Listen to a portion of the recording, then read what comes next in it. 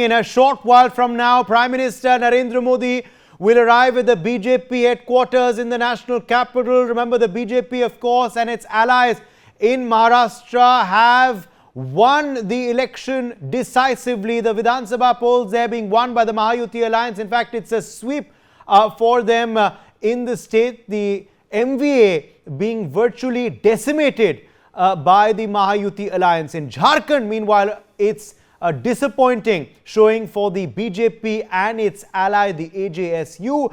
The NDA, of course, has lost that election. It's a victory there for the JMM Congress combined. The India Alliance winning Jharkhand decisively. So, of course, a good showing for the NDA in Maharashtra. But it's a good showing for the India Alliance, meanwhile, in Jharkhand. Prime Minister Narendra Modi will be there very shortly. He's already put out a tweet on social media congratulating BJP Karyakartas for their hard work. In fact, praising the NDA as well for their resilience and their cohesiveness, of course, for this big win for the party in Maharashtra, and also, good showing in Jharkhand. But let me also bring in at this point our special guest joining us live as we await Prime Minister Modi's arrival there. We are seeing these visuals which came in a short while back of BJP President JP Nadda. He has arrived already at the party office. In fact, these are visuals now coming in of Home Minister Amit Shah. Amit Shah has arrived at the BJP party office as well. You can see there he's being welcomed. He's being greeted, of course, and congratulated and felicitated by senior BJP post holders, organization post holders of the party. Also, their spokespersons are present there as well. So, JP Nadda has arrived there. Amit Shah has also arrived now. The wait for Prime Minister Narendra Modi, who of course will be addressing the euphoric BJP cadres and Karyakartas in a short while from now. Jasmine Sandavalia, BJP spokesperson, is joining us live. Jasmine Sandavalia, what are the factors that have worked for the sweep for your party in Maharashtra? But also, Jasmine, we have to ask you what went wrong in Jharkhand. Well, let's begin with the good news, that is Maharashtra. I think good governance was the main mantra.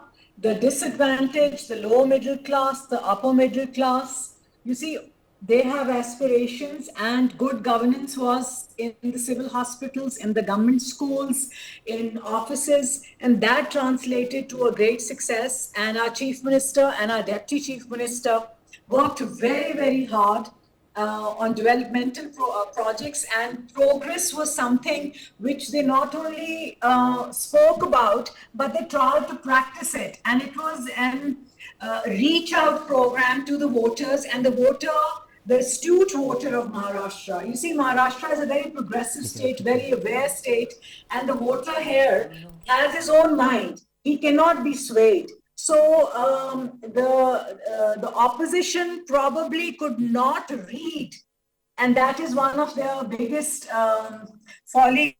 That, and especially, Sharad Pawar, if you notice, could not be that charismatic. He's a very tall leader of India, and we have immense respect for him, but his charisma is waning, and his daughter has not been able to project the same political acumen that her father has. And all these things combined together, and the voter made up his mind that his best bet was BJP. And even if you notice, not only the BJP has done very well in Maharashtra, our allies have improved their tally, and they have done considerably and significantly very well. So obviously the voter is very happy with us. Yes. Let me get in Gautam Seth of the Congress party in quickly at this point. Gautam Seth, you did make big gains in the Lok Sabha elections this year itself, but those gains suddenly erased, Gautam. What went wrong in Maharashtra? I think firstly, from the Congress, we must thank the people of Jharkhand who accepted our narrative of issues, who accepted our politics, which was basically centralized towards the needs and the issues of the people. But of course, in Maharashtra, we failed. We need to do more. People expect more from us. We tried our best. We took the campaign to the people in the way we thought that it resonated with them. But the results speak otherwise, and since it did not resonate with them, We need to work more on it. We need to learn lessons from it. And the other big news today is also that Wayanad was won from a margin of more than 4 lakhs. So there is good to see and there is bad also to see today. There are lessons to learn and there is motivation to drive. And the Congress will of course learn these lessons well and perform better in the future and go to people to meet their expectations in a better way. Your critics say that the victory in Jharkhand is not yours, it's a victory of JMM which you've piggybacked on, similarly to what you did in Jammu and Kashmir with the NC. Your response to that? No, you need to see that the Congress has also maintained a very good performance in Jharkhand. The Congress has not been decimated to a single digit there. We have still maintained a good tally of seats there. And it is a combination of JMM and Congress. It is the India Alliance which has won. There is no doubt about it. But the Congress and the JMM have equally contributed to this victory. You know, at this point, to dwarf the Congress's role or to dwarf the JMM's role will not be justice to both the parties. It was the alliance, it was a pre-poll alliance. We went to the election together and the people accepted this combination. Jasmine Sandawala wants to respond to you. Jasmine Sandawala. For one party, they have voted for the alliance. See, I want to raise one point that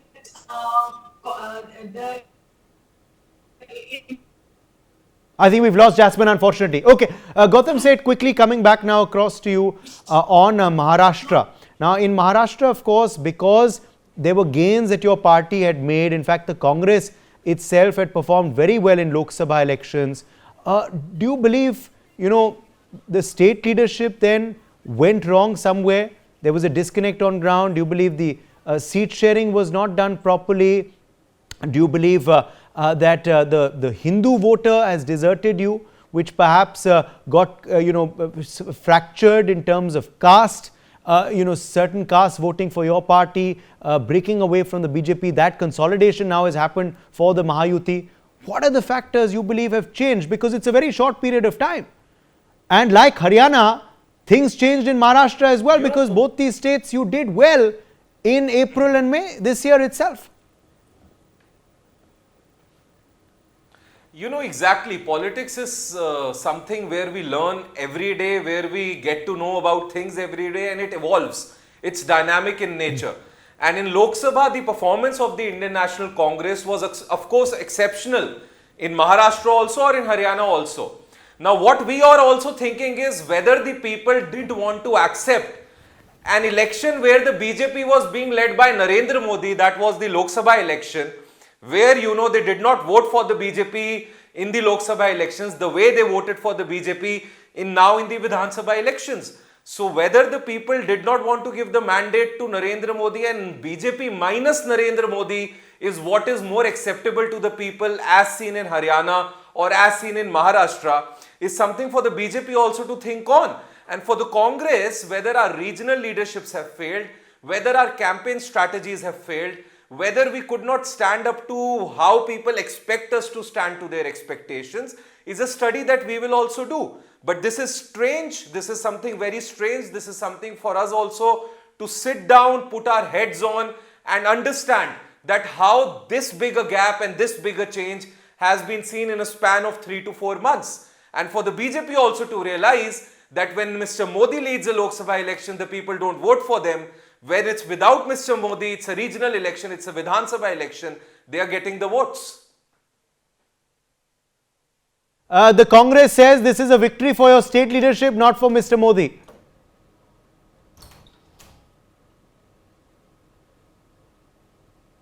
Okay, I don't think we have Jasmine there with us. Let me get in Radhalakshmi Joshi, who's joining us now live, political analyst. Radhalakshmi Joshi, we are seeing, of course, euphoric scenes from the BJP party office. Narendra Modi expected there very, very shortly. What impact, what bearing is this election result of Maharashtra and Jharkhand going to have for the road ahead for the BJP, and in particular, next year as well, which also has very, very crucial assembly polls in Delhi and Bihar? Good evening, Uday, and thank you for having me on your show. And I think that this is an amazing day where, this was a phenomenal victory for the BJP. And it actually spells it actually tells us that this brand Modi is very much intact. Contrary to what a lot of opposition leaders were saying after the 2024 Lok Sabha elections. Actually, even at that time, we could see that, in the third term also, if the BJP under the leadership of Modi ji, if they could have actually scored the way they did, I think it spoke a lot. But I think that this time around, especially after the Haryana elections, now this actually it only shows and it seals the fact that the BJP is right now an extremely formidable force. And I think that this definitely will give a lot of momentum for the further elections in Delhi and in Bihar, like you said. So, and it also gives a lot more confidence for the new state government, the kind of numbers that they have got in Maharashtra, and also a lot more confidence in the central government also, I guess, because now, there will be a lot more confidence on the part of the BJP in all the decisions that they take, because now I think that even the alliance Yes. partners also will feel a lot more Also, do confident you about believe, the fact Nikhil that Jain, yes, if I can quickly draw you in here as well, that the caste pitch of the opposition has also hit a roadblock? Perhaps it did work to some extent in the Lok Sabha elections, but new pitches are needed, and perhaps that caste pitch and the constitution and the caste based census pitch has not worked in Maharashtra, where we are seeing this consolidation of Hindu vote, where it is not getting fractured in terms of Maratha or in terms of OBC or in terms of Dalit or in terms of other castes, but unite in favor of one alliance. Well, so personally, what I think is that the results of the two state elections, what they're reflecting to me is that today the voter, at least in so far as state assembly elections are concerned, is very transactional. The voter is only concerned with which party is putting money in my pocket. Because if you look at the difference between the Lok Sabha performance of these respective parties and the Vidhan Sabha performance, there's just been a gap of 4 or 5 months. Nothing material really changed. The leaders are the same, the parties are the same, the issues are the same, the economy is same, pretty much everything else is same. Then what is the difference? There is one commonality between the difference across the two states, that in Jharkhand you had the Maiya Samman Yojana being announced in around August, and around the same time Eknath Shinde announced the Ladki Behna Yojana. Both these schemes were unconditional cash transfers Are just getting in lured the by bank freebies, accounts. and that's the way to win elections now? Is that your assertion? Is that your analysis? Isn't that insulting of the voter? No. I first of all, I never use the term freebies. I do not, agree or endorse that term. I've always supported social welfare measures. I've never taken a jibe at the free electricity being given by BJP, Congress, or Aam Aadmi Party. But what I'm talking about right now is unconditional cash transfer. I'm not calling it a bribe. I'm not calling it a freebie. I'm not calling it a ravely. I'm merely calling it as a form of a government scheme. Whether I agree with it or not, whether it's fiscally sustainable or not, that's a different discussion to have at a different time. But what I'm saying is that this is perhaps the most effective way for political parties down in the dumps to, completely overturn the state election verdict. We first saw that in Madhya Pradesh with the Ladli Behna scheme last year, and now in these two states. Because nothing material has There is really the changed. opposition, And one Dr. more thing I Piyush would like to point Joshi, out. who will turn around and say that there is a lot of anti-incumbency, which is why the BJP's numbers fell in the 2024 Lok Sabha election earlier this year. Even though they've come back to power, but the opposition claimed it was a big win for them, with their numbers rising and the BJP's numbers falling. Has the BJP, though, in the span of this year itself, 2024 has not ended, managed to finish off that perception? You were just saying a short while back that India today is a battle of optics. Optics matters a lot in the politics of today in 2024. Has the optics been corrected by BJP this year itself in 2024 with the wins in Haryana and now in Maharashtra, two states where they did see their number of MPs come down? Certainly, no one can disagree with that particular assessment. The optics have been changed by the Bharatiya Janata Party, and the best that we can do as a supporter of a stronger opposition, we need to acknowledge this that the BJP is successful in changing the optics. The alliance has lost an important state, a state which is practically the pulse of the country when it comes to the finances. So you lost a very important state. You win one. Fair enough. If it is to make a literally an event out of it, that's what I'm suggesting. If it is to make an event out of your Jammu Kashmir win, make an event out of your Jharkhand win, conduct drives. BJP is still in the power when it comes to the union government. BJP is in power in various different states. Yet all year round, they keep on organizing different events and events and events. What does it do? It galvanizes your cadre. It infuses energy in them. It gives them tasks on hand. And like Jayaprakash Narayan says, that any political outfit runs on 4Ks. One is Karyalaya, one other is Karyakarta, one is Karyakram, and fourth is Kosh. So, Kosh, I understand that being in opposition, you can't galvanize that kind of money. But on the rest three fronts, you need to have a program. The program has to be long term, 5 years, 10 years down the line, where we are going to be, what we are going to do, and how we are going to tackle this behemoth of Bharatiya Janata Party. Okay. This bulldozer of Bharatiya Janata Party that needs to be tackled. Okay, in a which the very opposition smart is way. not doing effectively. Gautam said you can of course respond to that, but Gautam, do you believe the biggest debacle for your party is the fact that, as certain analysts are saying on this very show, that all the gains that you made or all the losses that the BJP made in the Lok Sabha polls have all been erased by what has happened first in Haryana earlier this year and now in Maharashtra. Is that the biggest setback for your party? And would you acknowledge that? No, I don't think so that it has been erased. The vote in the Lok Sabha was done, and the kind of voter turnout in the Lok Sabha and the kind of support that the India Alliance had, we still have our MPs intact and we are still raising their voices in the parliament. As far as you're talking about the optics, of course, I'm trying to understand what you're saying. But if you see that we won Jammu and Kashmir, although in an alliance, they won Haryana. This time we won Jharkhand, they won Maharashtra. So it's not that they are clean sweeping all these states. If they are winning states, they are also losing states. Okay. And let's not forget that the Congress party, along with the many alliance partners, showed them that what a united opposition can do when it came to the 24 Lok Sabha elections. Lessons are obviously to be learned for us as much as they are to be learned for the BJP. They also need to analyze what went wrong for them in Jharkhand.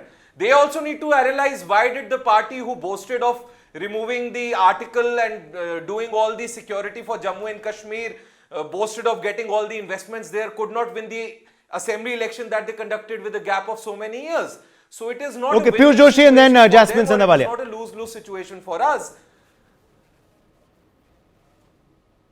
Celebrating them. If it's like that, if you won Jharkhand, why is there no event at the AICC? Okay, that's the thing. Yeah, Gautam said that's the point that Piyush was making earlier. If this is a game of optics and you have conceded as well, perhaps in the optics you have fallen short with these losses in Maharashtra and Jharkhand. Why is the Congress not making a big show? Why was there no celebration for your win in Jharkhand? Why is there no celebration for your win in Wayanad? Why was there no celebration for your win in Jammu and Kashmir?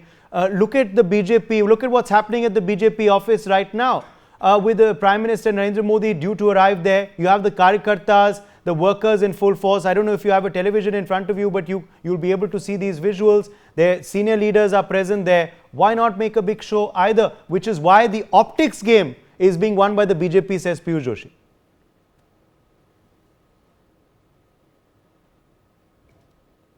And over exaggerating and over amplifying the smallest of the small thing has always been the strategy and niche of Mr. Narendra Modi.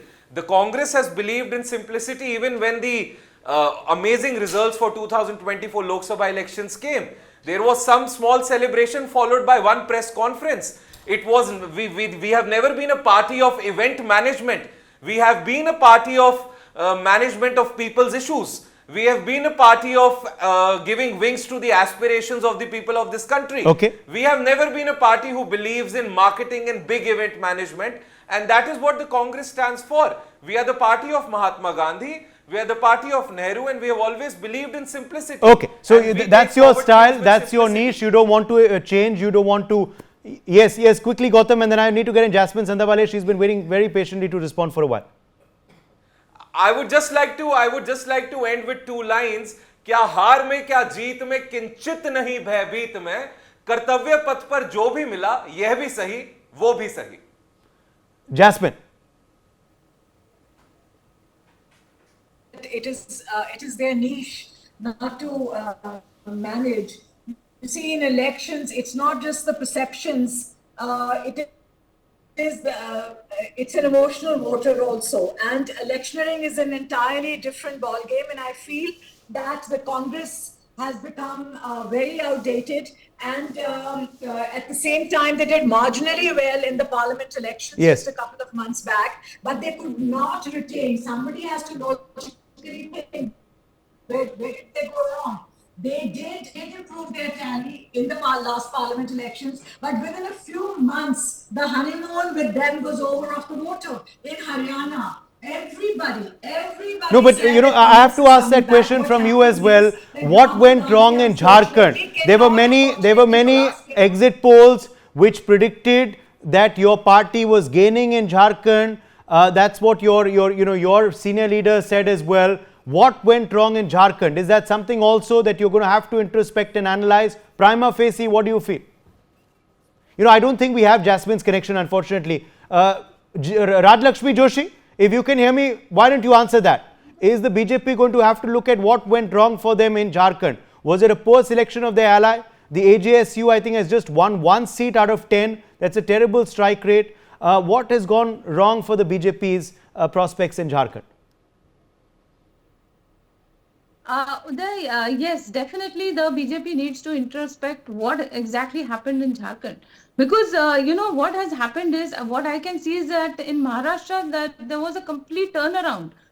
Because what exactly happened in Maharashtra was that the kind of narrative that was made in Maharashtra, that was completely destroyed by the BJP and the RSS with a lot of effort in the Maharashtra, and that is the result that you can see today. So, and whatever shortcomings were there was a complete course correction.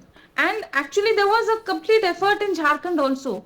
But at the same time, the results don't seem to have completely converted into a complete win. But you should also see that there was no loss as such. In the last time, the number of seats that were there for the BJP, they have almost the same number of seats. So there is not too much of a loss. But yes, they could have converted it into a complete win. So that what was lacking there, I think, was the fact that there was a small advantage to the JMM in terms of the Maiya Samman Yojana, as pointed out by Nikhil Jain here. So, that advantage definitely has put in a factor. I would not say a complete factor, because in Maharashtra also, the Ladki Bahin Yojana was not the entire factor. There were a lot of other factors, like the kind of negative campaign actually by Yes. by some people in favor of the MVA, which was not actually rebutted by the MVA. So just when the ulemas say that if Muslims don't vote for the MVA, then you will be banished from the Muslim community. Right. That actually is a very negative campaign, and which should have been completely condemned, but it was not. Okay. So, similarly, I think that there were some things which probably did not find favor in Jharkhand. Okay. And the BJP will have to find out what exactly were those things Yes. that actually did not really find All right. resonance with the All right. I'm voters taking in a very short break. We're back on the other side with lots more. Remember, we're of course building up to the Prime Minister's address very, very shortly at the BJP office. This is the first time the Prime Minister will be speaking after their superb performance in the state of Maharashtra. For more such videos, subscribe to the NewsX YouTube channel, hit the bell icon.